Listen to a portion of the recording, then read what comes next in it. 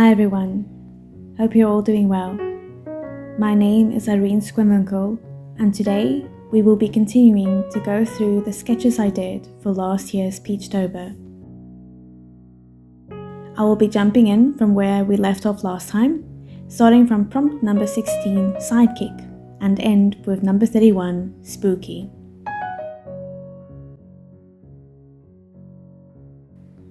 After working through each prompt, I'll wrap up with my thoughts on my experience participating in a drawing challenge and whether or not I found it to be helpful in improving my drawing skills. Thank you so much for being here, and without further ado, let's get to it. Continuing on to the next prompt, prompt number 16 was Sidekick. So this is kind of like a throwback to a drawing I did before this art challenge, was of a bee and a sunflower. So this is a different sketchbook, but I drew a sunflower and I had the idea of having a bee like sitting on top of it. This is more or less the type of sunflower that I ended up having, and this is the image that I was talking about. So I drew this sunflower, absolutely love it, and I had the idea of putting a bee on its shoulder. I haven't drawn a lot of bees at this time and point, so I didn't want to draw on this piece of paper. So I traced it and then I drew, well, technically I just drew a random bee on a piece of paper. I remember visiting friends and actually sitting on their couch and drawing the bee, basically just having the shoulder and having it, and I really love how it came out. So I basically, when I saw the prompt Sidekick, I could not get this idea out of my head of drawing a sunflower and a bee. So in the end, it still needs some work, but in the end this is how it came out. So these are two characters in the story that I'm working on, Honeybee and Sunflower. I like the name Honeybee for the bee, but I haven't yet gotten names for the sunflower, the rabbit or the crow. So I just call them Mrs. Sunflower and Mrs. Crow and Mrs. Bunny.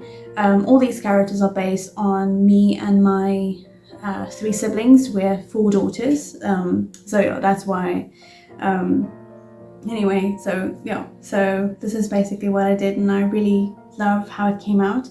I do prefer the yellow petals a little bit more that I did in my other sketchbook, but yeah, definitely will return to this idea. The next prompt was blush.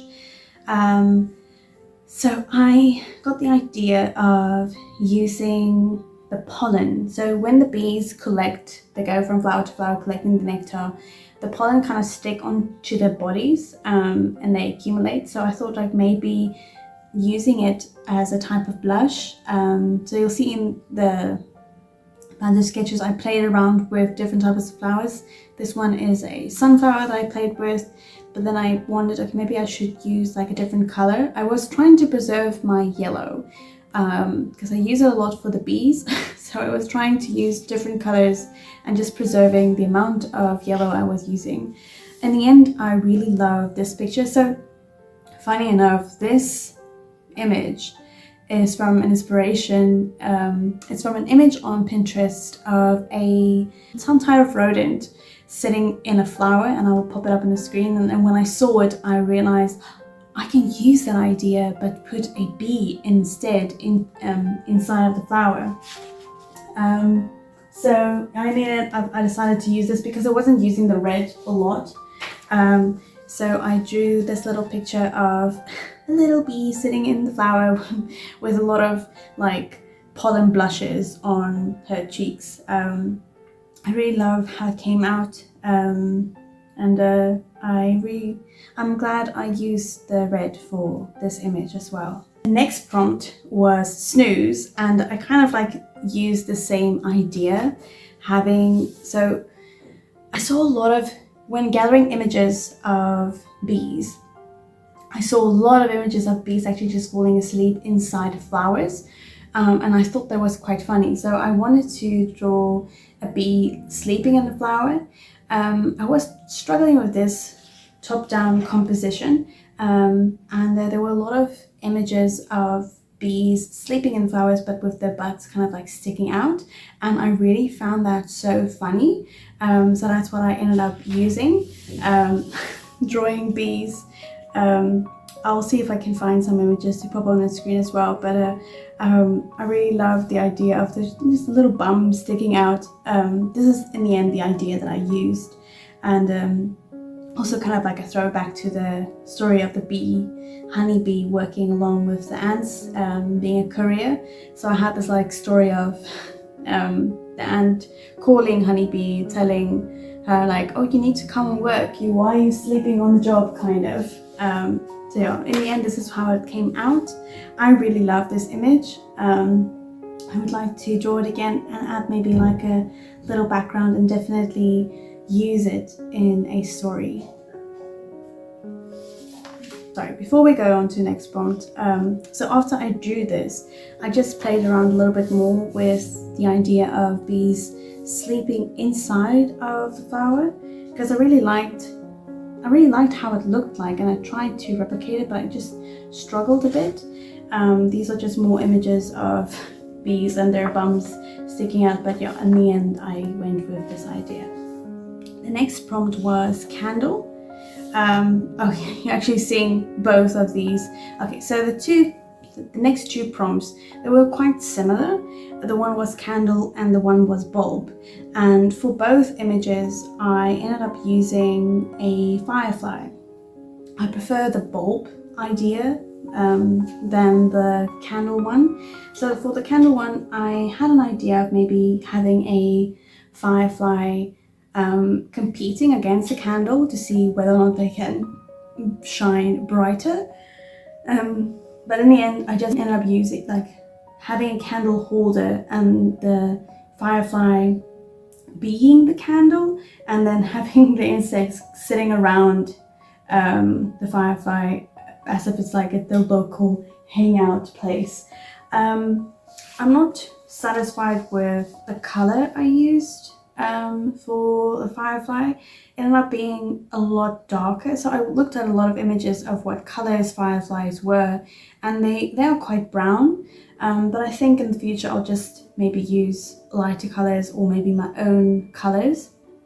This was also the first time I tried to draw something that's light in darkness. So trying to draw a night scene. I've never done that before, so this is also a first. Apart from this one, there are two others, bulb and the last one, that are night scenes, and I think I get the hang of it a little bit better in those drawings. But yeah, with the bulb, I really love this idea of the fireflies hiding in the flowers and making it shine a little bit lighter, and then having this kind of like spotlight onto honeybee as well. So I love this drawing and this concept, and I'm so happy that I came up with it. While I was listening to both this, I listened to another audiobook of Neil Gaiman. Well, technically, I don't know if this counts as an audiobook, but anyway, a recorded reading of one of Neil Gaiman's stories, Neverwhere. It's also available on YouTube if you'd like to listen to it. It's kind of a bit of an eerie story, but I still enjoyed it, and I remember listening to it while I was drawing this story. So this is how it came out in the end. I really love the way I managed to lighten the bits that were closer to the firefly. One thing that was quite hard, and I don't know why, was it was quite difficult to make the background very dark. It might just be because it was such a big surface, and maybe I know I was also trying to be a little bit conservative with the blue that I was using. So it was in the paper. I think if you used a watercolor paper and you painted the background, and the white pieces would go away. But yeah, there are probably better pencil techniques that I could have used to make sure that it was one solid color. But overall, I really like this image, and it's definitely one of my favorites that I've done in this challenge.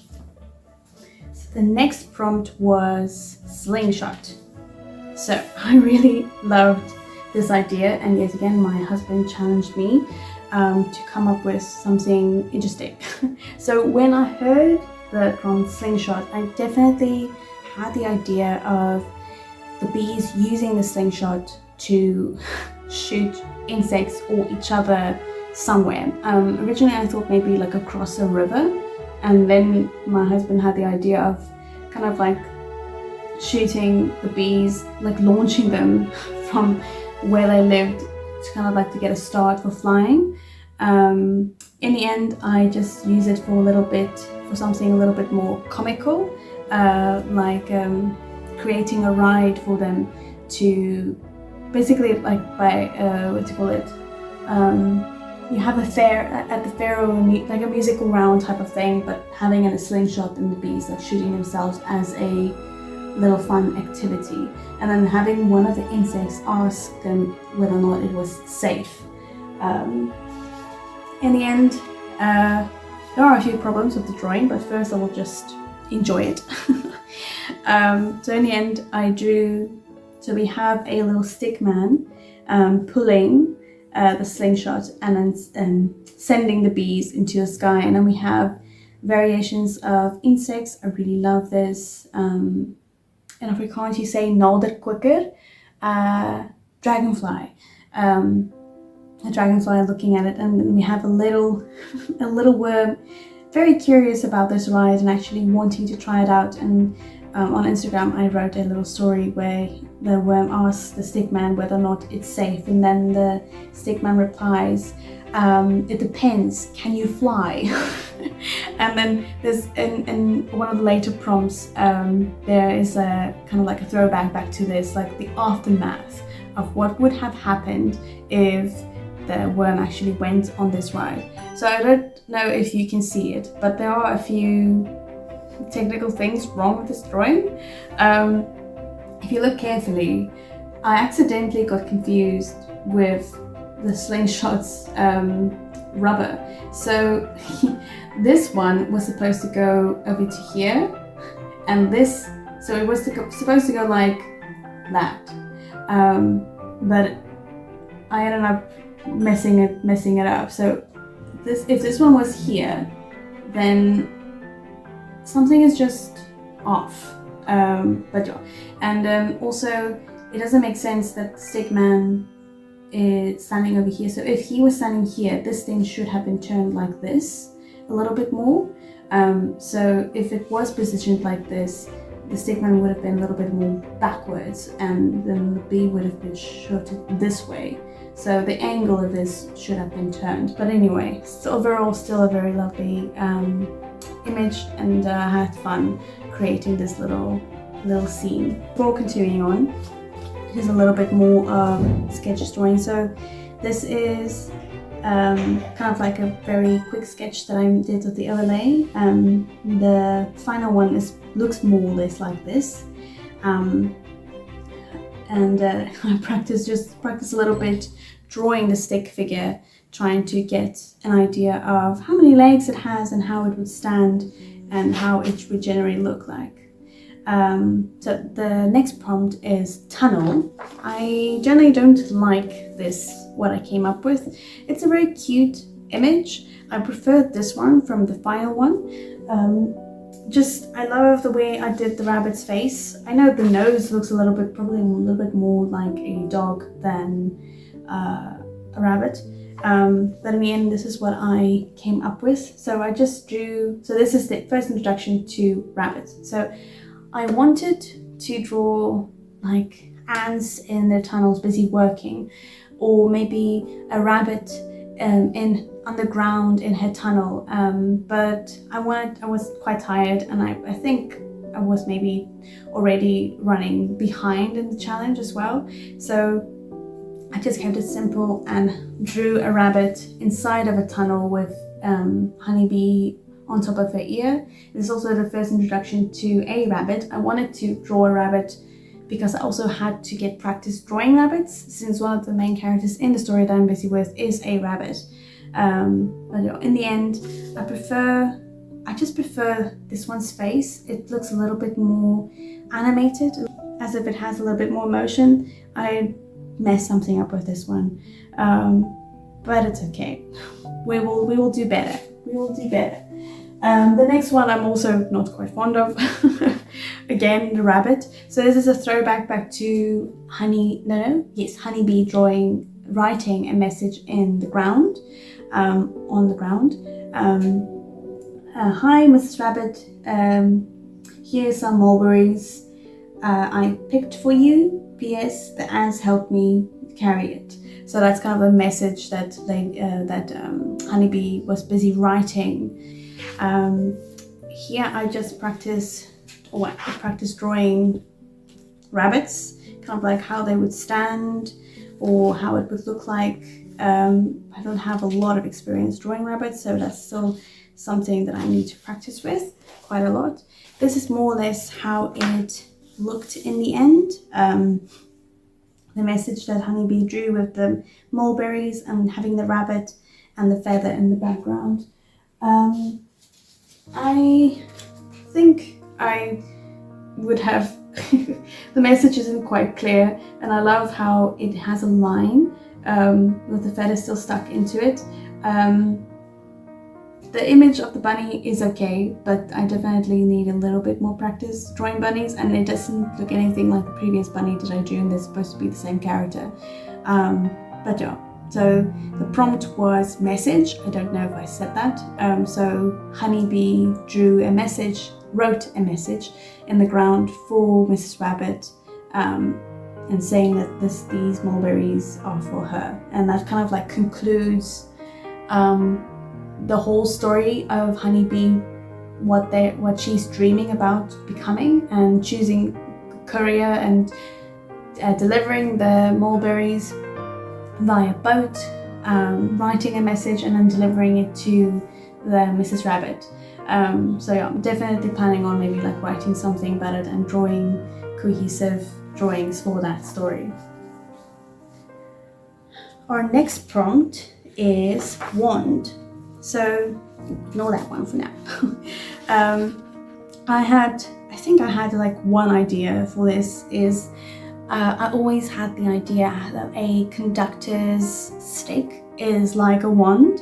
So I had the idea of drawing a bunch of bees sitting on mushrooms or toadstools and having Honeybee standing in front conducting them buzzing or singing something. I really love this tiny image, and I really want to do something with it. I don't have a story for it yet, but my aunt, she very cleverly called it, it's the orchestra of the bumblebee or something. I will link it down below. It's quite funny, but I love it so much, and I really want to do something with it. Cool. The next prompt was coral. This prompt was so difficult. So for the whole of the drawing challenge, I kind of had ideas for each one. I tried to think of ideas as I was doing previous ones, kind of like generating ideas so that when I get to a prompt that I would have an idea, but I could not find an idea for this, because how do you on a farm where it's far away from the ocean, how do you draw something that has to do with coral? I had the idea of maybe Mrs. Crow finding a piece of coral in her nest, or maybe someone sent it to her. But then in the end, I went to visit an art gallery and I saw a tortoise or turtle with a bunch of flowers on their shell. And I immediately got the idea of, but I could do the same thing, but with coral. And then in Afrikaans you would say skilpad. I know there's a difference. One is specifically ocean and the other one is not. And I wrote it down for myself and now I can't remember. But anyway, the tortoise or turtle would have these corals on their back, and then they would say it was a gift from their cousin. So we would have a land, I think it's turtle or tortoise. We would have a land tortoise and then say it was a gift from their sea turtle cousin, and kind of like play with that idea. Here I just wanted to figure out how to draw a turtle first, kind of like have the general form, and I planned out how the shell would look before I actually drew it in the end. And it's so random, but I love it. I love how colorful in and out being compared to all the other ones that I did, and I really love the little face that I drew on it. So this was challenging, but I'm very happy with how it turned out, and it probably doesn't fit into the story much, but I kind of like the idea of having a tortoise with a sea turtle's shell, because they decided they wanted to glam up a little bit. So yeah. The next one I decided to keep simple as well. I didn't up drawing any preliminary sketches for it. So the prompt was ladybug. I could have drawn anything for ladybug, and it was so difficult to get something. So there's an image on Pinterest that you will definitely see I got this idea from, and I'll show it. It's a picture of mushrooms. So what I ended up doing was basically just drawing that image with the mushrooms and just putting a ladybug on it and putting a bee in the picture. I could have done something a little bit more creative, but in the end I think I was running low on steam and I just wanted to do a quick and tiny image or drawing so that I can continue on to the next, because at this point I was not keeping up to date with the prompts on every day, and I was falling behind. But the most important thing for me was not to keep up. If I could, it would be nice, but I wanted to finish the challenge. That was the most important thing for me, is to complete 31 drawings of bees. So yeah. The next one, I knew what I wanted to do when I saw the word pond. I wanted to draw bees drinking water. This was quite difficult, kind of like figuring out how to draw them bending down. I looked at a lot of images of bees at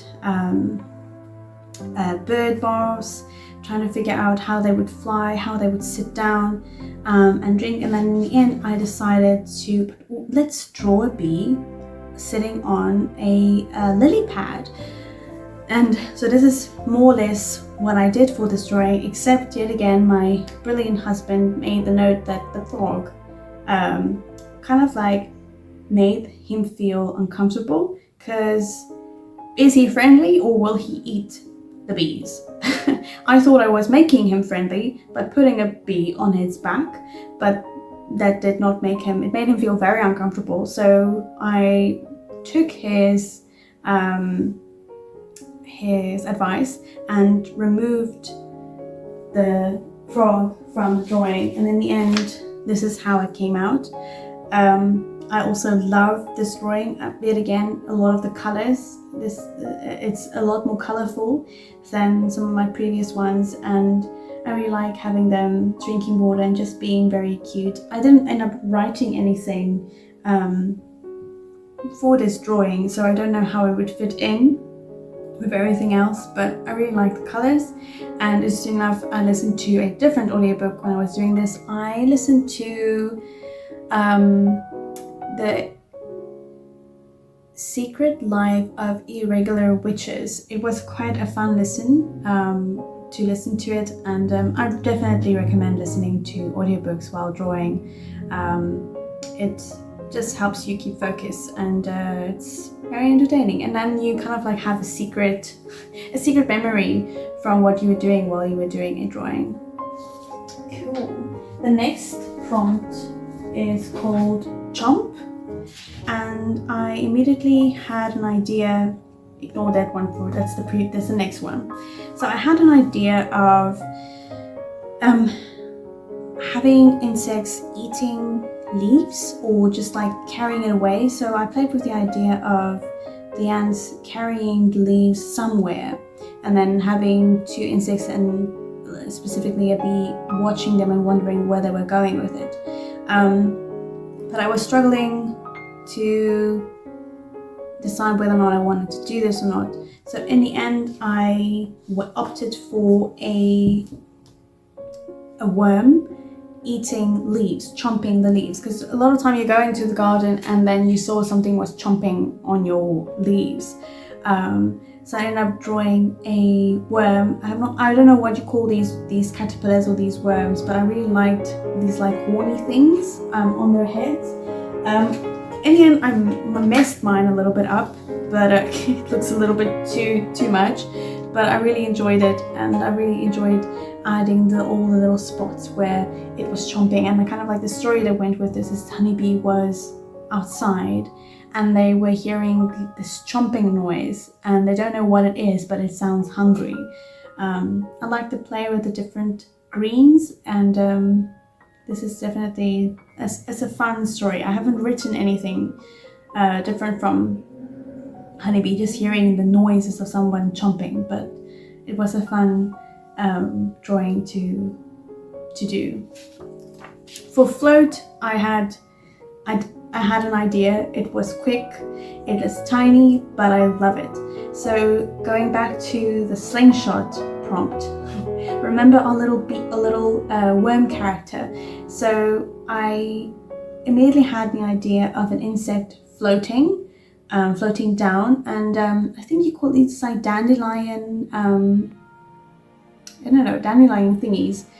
So I had the idea of a worm curled around it, floating downwards. So imagine the worm going onto the slingshot, holding onto a dandelion, and then or one of these things, and being slinged into the air, and now it's floating down. And then I decided to use two bees flying on opposite side of it, telling it, see, this is how it feels to fly. Do you like it? Or in the end, I decided that the bee asks the worm, do you want to go again? Like, do you want to go again onto the ride? And then the bee is like, no, thank you. Once is enough. So even though this is a tiny, quick drawing, I really, really love it. And I almost forgot to show you the final one. So in the end, this is how it came out. It's, like I said, a very simple drawing, but it's so cute and I really, really love it. I decided to use yellow because obviously white won't show up on this page.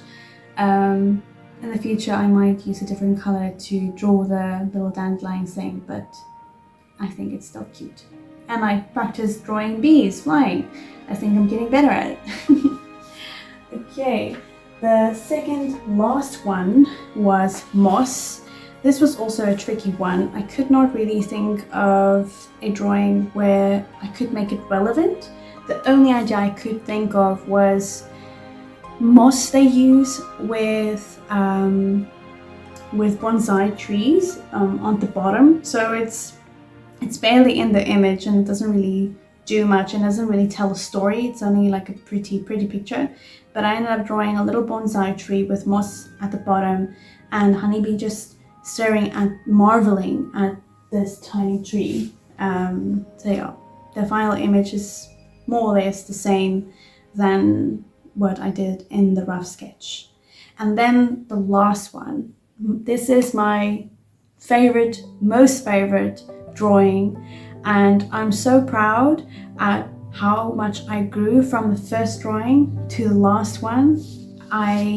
There are mistakes in it, but I'm just very impressed with how it came out. So I had the idea, the prompt is spooky. So in South Africa, I didn't really grow up with Halloween as something that I celebrated. Like I went to dress up parties and stuff like that, but it's not something necessarily that I do or that I did in my family. But we did go camping, and cousins telling ghost stories was definitely a thing. So I had this idea of honeybees sitting around the fire with a bunch of insects telling ghost stories. So I wanted to use a bunch of characters that I used throughout the drawing challenge: Dr. Praying Mantis, the ants, the worm, the dragonfly, and the Fred the fruit fly. So here I just kind of like tried to figure out who should tell the story and what their stance should be, like how should it look like. In the end, this is more or less how it turned out. I made Honeybee face us, the audience, and have everybody like situated around this, around the fire. So to show you, let me just show you a little bit more. So here I have a few sketches still. So I really did not want to mess it up. I was trying to figure out how to draw a praying mantis again, because it's been a while, and having it face us, and figuring out how the legs should look like, it was quite difficult. So I drew this one first, trying to figure out where to position the praying mantis to make him not too big or not too close to Honeybee. And here I was more or less satisfied with the composition, but like I said in the previous ones, I don't have a lot of experience drawing night scenes, and I really wanted to get the color right on this one. So I just did a little bit like a circle that was lighter and then a little bit darker and darker and darker. And I'm really happy that I took my time with this, because in the end it came out really good. I'm just not satisfied with the little fireflies that I decided to add, but that's okay. And everything can't be perfect. So this is the final drawing. I absolutely love this drawing, and if you compare it to the first one where I just drew 3 bees sitting on a flower, to this fleshed out scene with a bunch of characters that I drew throughout the challenge that I gotten to know. Like, not only did I draw 31 bees, I drew a story and I created characters, and it's just so beautiful. And I would have never thought going into the challenge that this is what I would be able to create at the end. So yeah, I definitely recommend doing an art challenge and then see what you can create. So yeah, we have our little I don't know, I think it's a stink bug, but I'm not sure what it is. And we have a little ant listening to Honeybee and being very awed, and we have a little ladybug sitting here, and piece of the light is touching the grass, and this is a dragonfly. I know it probably doesn't look like it because its face looks a little bit different, but I like it. And we have our Fred the fruit fly and then our firefly. So I messed up the light here a little bit, but it's okay. But overall, I really love what I ended up sketching.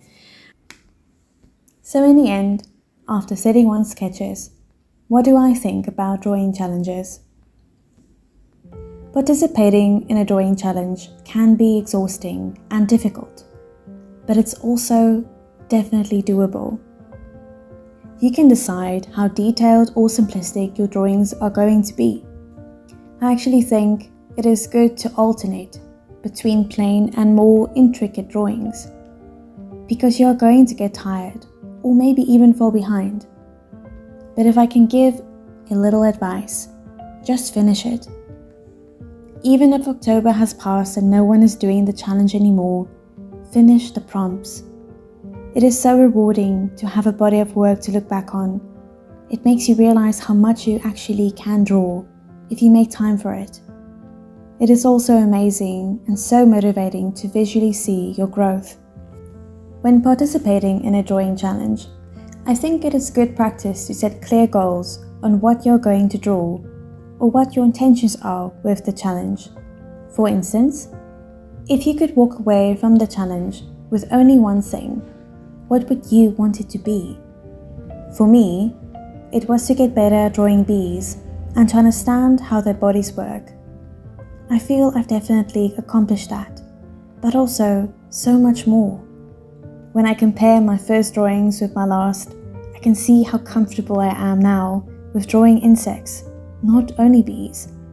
Turning the little bodies into little characters. My color pencil techniques have improved, and I've learned so much more about the overall story composition. And I've also gotten better at using references, knowing how to make them my own drawings and not just simply copying them. Drawing more has ultimately also set my brain alight with ideas for future drawings and stories.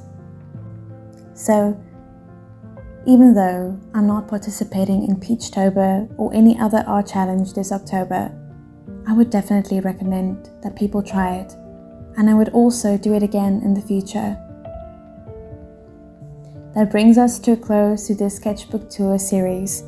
Thank you so much for watching, and if you are participating in a drawing challenge this October, I wish you well. May you challenge yourself and grow creatively, but most importantly, may you have fun. Then, until we meet again, may God hold you in the hollow of His hand. Tot ziens.